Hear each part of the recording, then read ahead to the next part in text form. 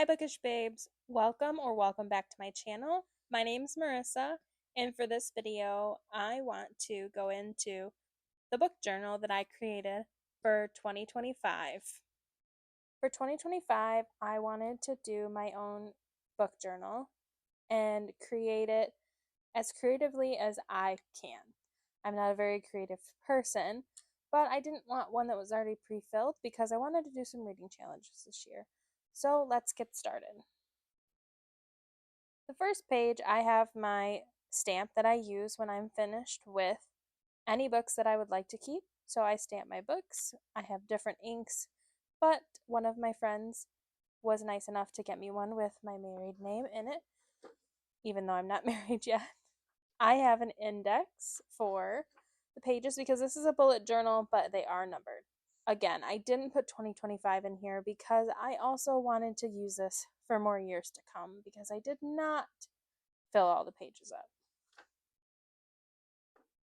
The first reading challenge I have is 25 books of 2025. I do not have the covers here yet because I'm waiting on my printer with my sticky back photo paper. But these are all going to be physical books from my shelves. I have 200 books that I have not read that are on my shelf, and my goal this year is to read many more of those so that I can either unhaul them when I'm done or buy more books because I do love to buy books. But I have two spreads for this to make out for 25 of 2025. My next little thing I wanted to do was I wanted to pick a favorite every month and whittle it down to my best book of the year. So I made this out and we will rank them every month. Another challenge I have, I decided I wanted to get out of my comfort zone. So I have 12 suggestions from family, friends, people I know that aren't necessarily books I always choose on my own. They might be nonfiction, they might be memoirs, they might be things that I've just not very into reading, but I wanted to start reading out of my comfort zone. So this is 12. I pick one for each month to make it easy on myself, not stress myself out, and not get me in a slump. Next, I have my A to Z challenge. This one will be any of the titles that I read. I probably won't use the and a very much to put that in here because I want to be able to fill it all out. And a lot of titles start with that. And then I have a bingo. I made this all by myself. I did not want to give myself a free space because I really do want to read a lot more books on my shelf. So I have different things like audiobook, less than 300 pages, a new genre, Sarah as in Sarah Crowley suggests, whole series is done, a reread, a male author, all kinds of different things like that. Now, I also really wanted to do a rainbow challenge this year. I have a lot of books that range from many different colors of covers on my shelves, and I thought this would be a good way and a fun way to get through some of them as well. So I have red, orange, yellow, green, blue, and purple, and we'll just find books on my shelves that fit those. I also decided to pick up some prompts. I know a lot of people on YouTube do like a prompt jar. So as I go through these prompts, which I also have in a mason jar to be able to pick from, I will just check mark these off and I will hopefully be able to use this to really get through my physical books.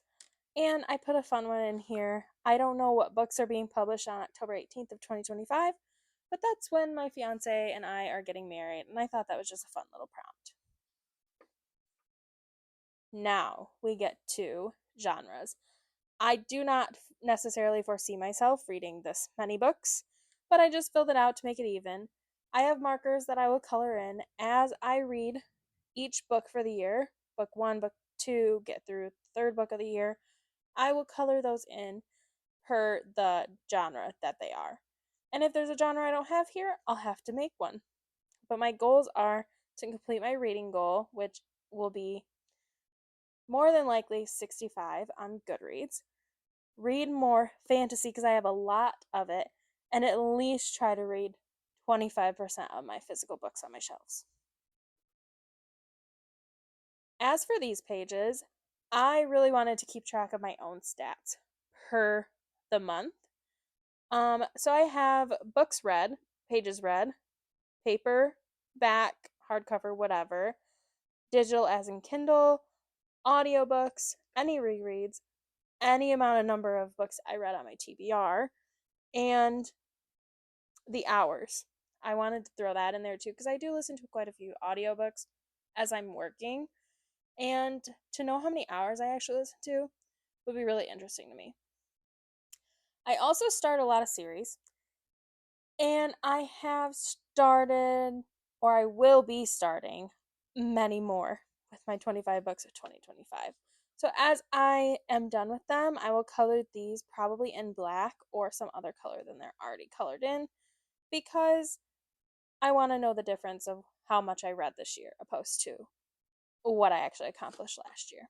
So I have a couple more pages of that so I can add. I have two book clubs. One of them is in person, and that's this one. We read a book a month. So I have 12 spaces here to put those. And I also have a Bookish Babes book club over FaceTime with a few of my friends. We don't always necessarily do 12 books in a year. So I kept this blank so that I can add as we go along. Now, I also drew the bookshelves here. And as I read the books for the year, I will put in the titles here and color them in per their rating, dependent on what I have down here. I did only do 0.5s for ratings. I didn't end up doing 0.25s like I was going to, because I just feel like 0.5 should get the point across. And then I have my first spread for January. I don't have these all made out for the months yet because I don't know how many books I'm going to or decide to read every month. So, this is just my January spread. It's nothing that crazy, just cute and wintry. And as I go on, I'll fit 2 books each in these pages to give like a little synopsis of what I thought, or maybe a little quote here and there. If it was spicy, the spice rating. Also, probably fill in stars for my star rating. The title, the genre, the author, maybe the cover. But that is my book journal for 2025. I hope you like it. Thanks for watching. Bye!